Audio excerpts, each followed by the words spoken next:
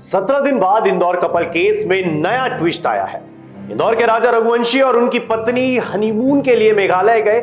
इस बीच दोनों लापता हो गए। बाद में राजा की लाश पुलिस को मिली, वहीं उनकी पत्नी सोनम गायब थी। अब सोनम को पुलिस ने यूपी के गाजीपुर से गिरफ्तार किया है। बताया जा रहा है कि सोनम ने खुद घर वालों को फोन करके अपनी लोकेशन बताई। इस केस में 3 और लोगों का गिरफ्तार किया गया है।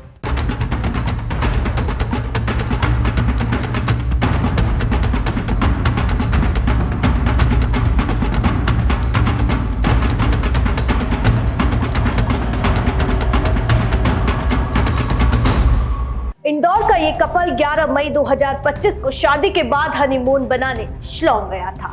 20 मई को वे मेघालय पहुंचे और 23 मई को परिवार से उनकी आखिरी बार बात हुई। इसके बाद दोनों के फोन बंद हो गए। कपल की किराए की स्कूटी सोहरा रिम इलाके में लावारिस हालत में मिली। फिर 2 जून को बेई सोडोंग झरने के पास एक खाई में राजा रघुवंशी की सड़ी गली लाश मिली। पुलिस ने हत्या का केस दर्ज किया। पत्नी सोनम का कोई पता नहीं चल रहा था, जिससे परिवार को अपहरण या तस्करी की आशंका होने लगी। इंदौर के ट्रांसपोर्ट कारोबारी राजा रघुवंशी की शादी 11 मई को सोनम रघुवंशी से हुई थी।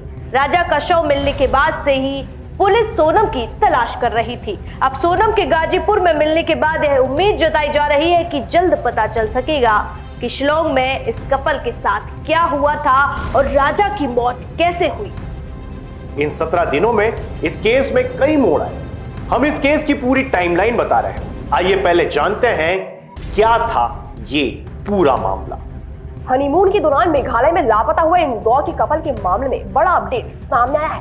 2 जून को राजा रघुवंशी का शव एक खड्डे में मिलने के बाद आज यानी 9 जून को उनकी पत्नी सोनम को यूपी के गाजीपुर से गिरफ्तार किया गया। प्रारंभिक जांच में सोनम के शरीर पर कोई चोट या मारपीट का निशान नहीं मिला। पुलिस सूत्रों के मुताबिक सोनम का किसी युवक से प्रेम प्रसंग चल रहा था, इसी के चलते उसने पति की हत्या की। सोनम ने मध्य प्रदेश और यूपी के रहने वाले 3 हमलावरों के साथ सरेंडर किया है। वहीं पुलिस एक अन्य हमलावर को पकड़ने के लिए अभियान चला रही है। दरअसल सोनम ने अपने घर खुद कॉल किया था, जिसके बाद उसको गाजीपुर में फोन किया गया। मेघालय में मारे गए राजा के बड़े भाई विपिन ने बताया, शादी के बाद 9 दिन में कोई विवाद या झगड़ा नहीं हुआ। शिलांग जाने की योजना भी दोनों की ही थी। विपिन ने माना है कि सोनम का इस मामले में कुछ इन्वॉल्वमेंट हो सकता है, लेकिन बिना उससे बात किए वह कोई निष्कर्ष नहीं निकालना चाहती। उन्होंने कहा, अगर सोनम का इसमें कोई दोष है तो उसे सजा मिलनी चाहिए।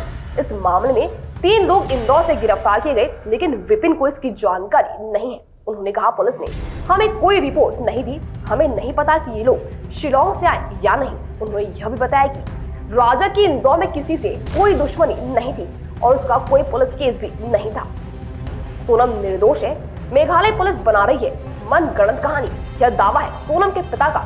उन्होंने मीडिया से बात करते हुए कहा कि मेरी बेटी बेगुनाह है और वो ऐसा कुछ नहीं कर सकती है, उसने फंसाया गया है। उन्होंने पुलिस पर गंभीर आरोप लगाते हुए कहा है कि मेघालय पुलिस ने बीच में एक मनगढ़ंत कहानी खड़ी कर दी ताकि असली साजिश से ध्यान हटाया जा सके। उनका दावा है कि हकीकत इससे बिल्कुल अलग है। उन्होंने कहा कि अगर से केस में सीबीआई जांच होती तो पूरी सच्चाई सामने आ जाएगी, तब पूरा मामला थाने में जाएगा। मैं गारंटी से कहता हूँ, सोनम के पिता का कहना है कि मैं जब तक जिंदा हूँ तब तक इस केस का पीछा नहीं छोड़ूंगा। जब तक सीबीआई जांच नहीं होगी और जो थाना इसमें शामिल है उसके अफसर अंदर नहीं होंगे, तब तक मैं चैन से नहीं बैठूंगा। इतना सब सामने आने के बाद मृतक राजा रघुवंशी की मां उमा ने एक और जानकारी दी। उन्होंने बताया कि सोनम ने राजा को बिना बताए मेघालय की फ्लाइट खुद बुक की थी। वह राजा पर दबाव बनाकर उसे शिलांग ले गई थी। साथ ही उसने राजा से खासकर सोने की चेन पहनकर चलने को कहा।